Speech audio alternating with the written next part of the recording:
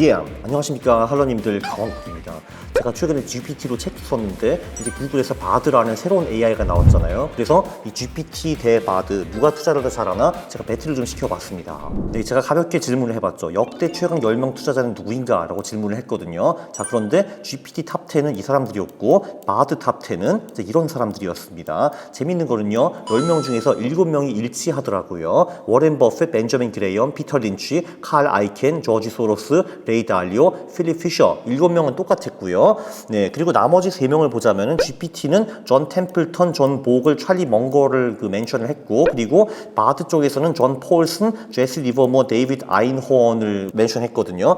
제가 보기에는 GPT에서 나온 템플턴이랑 이제 찰리 멍거는 확실히 위대한 투자자 반열에 분명히 들어가고, 존 보글은 이제 인덱스 펀드를 만든 사람이잖아요. 그래서 수익률이 높다기보다는 이제 어마어마하게 중요한 사람이다는 저는 동의를 하고요. 이 3명 중에서는 제시 리버모어는 위대한 투자자가 맞는 것 같고, 존 폴슨과 데이비드 아인호어는 여기 톱 10까지 들어갈 사람인지 솔직히 잘 모르겠습니다. 저한테는 GPT가 여기서 판정승을 이미 좀 어느 정도 이제 이뤘고요. 네, 이런 식으로 제가 질문을 했습니다. 10 greatest investors of all time 이라고 질문을 했죠. 그러니까 이제 이런 식으로 답변을 쭉 해주는데, 이게 바드에도 똑같이 질문을 했는데 바드는 이렇게 제가 질문한 게 저장이 안 되거든요. 그래서 이런 식으로 보니까 7명은 동일했고 3명은 달랐습니다. 자, 그러면은 이제 제가 전략을 짰어요. 이 GPT랑 이제 바드가 이제 주장하는 전략들을 짰는데, 어떤 식으로 짰냐 하면 당연히 한국 소형주 내에서 시가총액 하위 20%에 7대 필터를 적용하고 분기 리밸런싱 20개 종목 거래 비율 0.5%, 백테스트 구간은 2003년부터 23년, 20년이었습니다.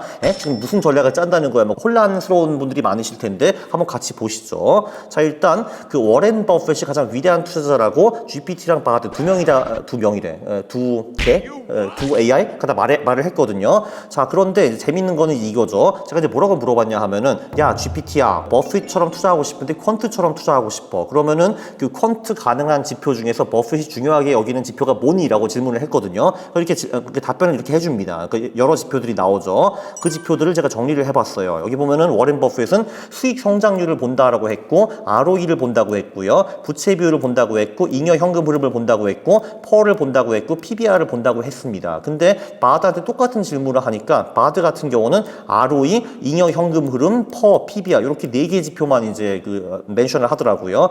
여기 GPT 같은 경우는 이 몇 개, 하나, 둘, 셋, 넷, 다섯, 여섯, 6개 지표를 이제 알려줬고, 바드는 4개를 알려줬거든요. 그래서 제가 이걸로 실제로 전략을 돌려봤습니다. 전략을 이제 어떻게 돌렸냐 하면요, 퀀터스에 들어가서, 자, 여기 한국에서 이 전체 선택을 하고요, 기본 필터를 이게 누른 다음에 GPT 전략을 보면은 이제 부채 비율이라는 걸 중요시 여긴다라고 했잖아요. 그래서 여기서 부채 비율 필터를 넣었습니다. 부채 비율 필터 여기 넣고 이제 150% 미만으로만 가자라고 이렇게 필터를 넣은 거죠. 그러니까 부채 비율이 낮은 기업에만 투자를 하겠다라는 겁니다. 그리고 이제 다음에 넘어가가지고 여기 GPT가 만들어준 지표들 있잖아요. 예를 들면 여기 PFCR, 퍼, PBR가 있고, PBR, PFCR 요 3개 넣고, ROE 있었죠, 그죠? ROE 하나 넣고, 영업이익과 순이익 성장률 이렇게 넣고, 다음 페이지로 넘어가서 1,000만 원을 가지고 거래 수수료 0.5%, 리밸런싱 구간, 분기별, 그리고 20개 종목, 그 다음에 백테스트 누르기, 이런 식으로 해서 제가 전략을 만든 겁니다. 근데 요 전략의 연복리 수익이 49%가 나왔다는 거고, 이제 바드 같은 경우는 이제 이 지표가 없잖아요. 그러니까 이제 요거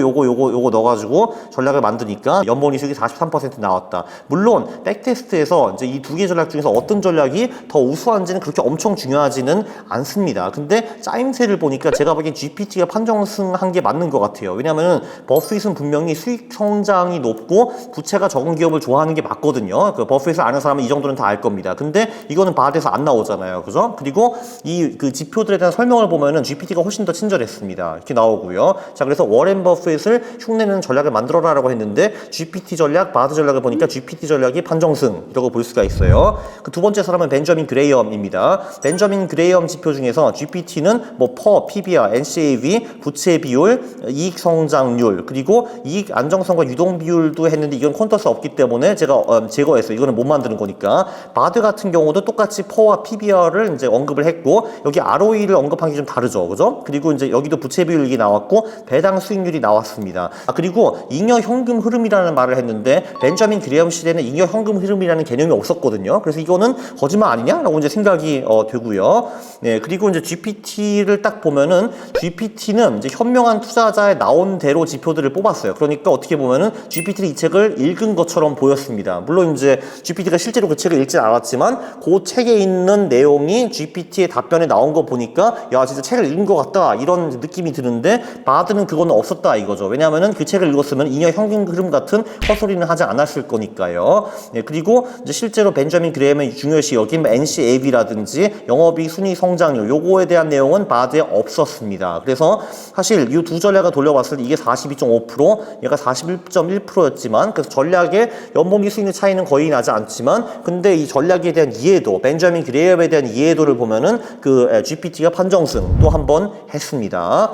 자, 세 번째 투자자는 피터 린치거든요. 피터 린치 관련해서는 그 GPT는 PEG도 나왔고 부채 비율, 이익 성장 얘기 나왔고 매출 성장 얘기 나왔고요. 배당 수익률 얘기가 나왔습니다. 이것만 딱 봐도 GPT가 월가의 영어를 읽어봤구나 이게 좀 느껴졌습니다. 여기서 배당 수익률이 좀 뜬금없긴 하는데 이게 배당 수익률 얘기가 월가의 영어책이 나오기는 나오는데 근데 성장주를 볼 때는 배당 수익률이 별로 중요하지는 않거든요. 근데 이제 피터 린치는 다양한 주식에 투자를 하는데 거기서 이제 배당 수익률을 중요시 보는 전략도 있었습니다. 근데 여기까지는 GPT가 구분을 못한 거죠. 그래서 여기까지만 했으면 참 좋았을 텐데 이제 배당 수익률을 보니까 얘가 뭐 조금 살짝 헷갈렸구나 이런 거를 알 수 있었습니다. 반대로 바드를 보면은 이익 성장, 매출 성장, ROE, 잉여 현금 흐름 얘기가 나오는데 정말 이거 딱 보면은 바드는 잉여 현금 흐름을 정말 사랑하는 것 같아요. 근데 피터 린치가 책에서 잉여 현금 흐름에 대해서 엄청 언급한 것 같지는 않거든요. 그리고 이제 PEG라는 지표가 피터 린치가 만든 지표인데 이거는 그 GPT는 찾아냈고 바드는 못 찾아냈습니다. 그래서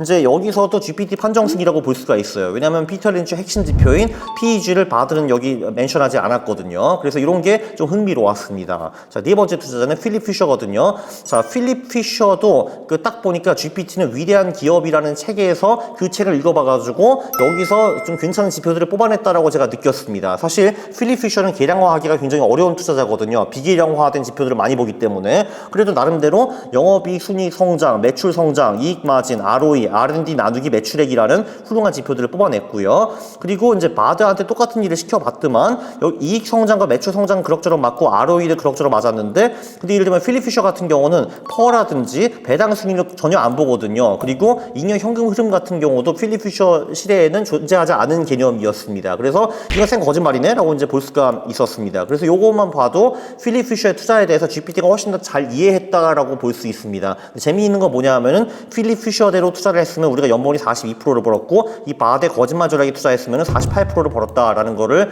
알 수 있습니다. 근데 여기서 중요한 거는 필립 피셔라는 사람의 투자를 누가 더 잘 이해했나? GPT가 바드보다 더 잘 이해했습니다. 근데 바드의 구라 전략이 좀 더 수익이 높았다는 건 좀 재미있는 현상이죠. 네, 그리고 이제 다섯 번째는 칼 아이켄. 칼 아이켄은 제가 잘 모르는 투자자예요. 제가 교양이 좀 부족해가지고 칼 아이켄이 정확히 어떻게 투자하는지 잘 모릅니다. 그래서 여기서도 이제 보면은 그 GPT는 퍼 PBR, 부채 비율, 현금 흐름, 그리고 배당 수익률이라는 5개 지표를 뽑아냈고 바드 같은 경우는 PBR랑 부채 비율은 동의를 하고 배당 수익률도 동의한데 그거 말고 ROE, 잉여 현금 흐름, 이익 성장, 매출 성장이라는 지표를 뽑아냈더라고요. 근데 이거는 지금 그 GPT가 맞은지 바드가 맞은지 제가 잘 모르겠습니다. 왜냐면 제가 칼 아이켄이라는 투자자를 그게 잘 모르거든요. 물론 이제 누군지는 당연히 알고 그 커퍼레이트 레이더 그러니까 이제 좀 저평가된 기업에 들어가가지고 그 기업들 족쳐가지고 같이 올리는 사람이라는 거 정도는 저도 알고 있는데 제가 뭐 칼 아이켄이 쓴 책이라든지 또는 그분이 주인공이 된 책을 못 읽어가지고 제가 교양이 살짝 부족해가지고 이제 칼 아이켄에 대해서 잘 모릅니다. 그래서 여기는 잘 모르겠다가 제 답변이고요. 전략 자체는 이제 수익률만 보면 바드가 승리했다라고 볼 수가 있고요. 그리고 사실 제가 보기엔 칼 아이켄이 이익 성장과 매출 성장을 아예 안 볼 것 같지는 않거든요. 그래서 이제 전략 논리상으로는 바드 전략이 좀 더 짜임새 있어 보인다라고 답변하고 싶습니다. 여섯 번째 전략은 이제 일곱 번째 전략은 저지 소로스와 레이 달리오인데 이거는 퀀터스로 지표화하기가 불가능합니다. 그래서 이거는 전략을 짤 수는 없었는데 소로스를 보면 GPT는 GDP 성장률, 인플레이션, 금리, 외환의 변화, 그리고 센티멘트 인덱스 이렇게 답변을 했고 바드는 상대 강도, 모멘텀 변동성을 이제 보라라고 했는데 이게 재밌는 거는 둘 다 맞다라는 겁니다. 왜냐면 실제로 소로스는 매크로 지표들도 많이 보는 동시에 실제로 그 주가가 어떻게 움직이는가, 변동성이 어떤가 이것도 다 같이 보거든요. 그래서 GPT는 매크로 쪽에 집착을 했고 그리고 바드는 좀 이제 주가의 모멘텀 쪽에 집착을 했는데 실제로 소로스는 둘 다 봅니다. 그래서 여긴 둘 다 맞았고요. 자, 근데 레이 달리오에 대해서 물어보니까 여기 이제 GPT는 거시경제 지표, 부채 사이클, 자산구 수익률, 상관성, 변동성, 통화 정책을 본다라고 했는데 이거 다 맞는 말인 것 같거든요. 자, 근데 여기 바드는 헛소리를 해댑니다. ROE, ROA, 잉여 현금 흐름, 배당 수익률, 퍼라고 답변을 했는데